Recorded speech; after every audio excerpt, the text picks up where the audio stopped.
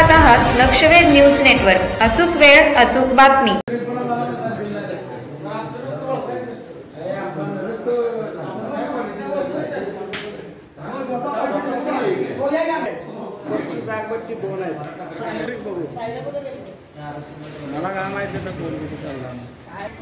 आज आंब्या अंकुली गावामध्ये 1/12/2023 पासून बेमुदत धरणे आंदोलन मराठा समाजांना आरक्षण मिळावं यासाठी चालू केलेलं आहे।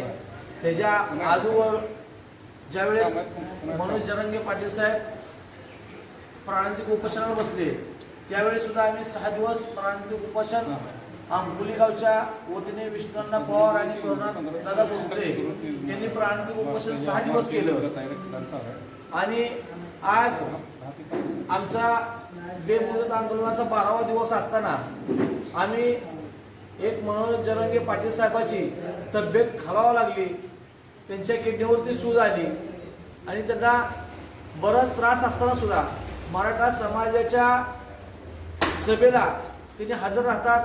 आरक्षणासाठी त्यांचं रक्त गुंतवून देण्याचा जीवावर येण्याचा प्रयत्न झाला तरी देखील त्यांनी माघार घेत नाहीत। म्हणून अंकुलीच्या गावाच्या वतीने आम्ही रक्तदान या ठिकाणी करून एक समाजामध्ये जागृती निर्माण करतोय, या सरकारला जागा करण्याचा प्रयत्न करतोय। आमचं रक्त घ्या पण आम्हाला या समाजाला आरक्षण द्या असा आम्ही आगळा आज कार्यक्रम आयोजित केला।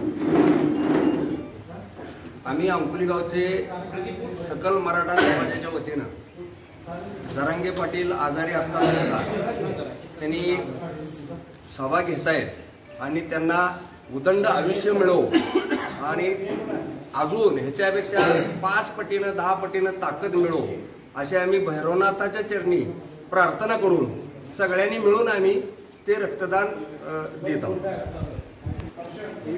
एक मराठा लाख मराठा, जय भवानी जय शिवाजी।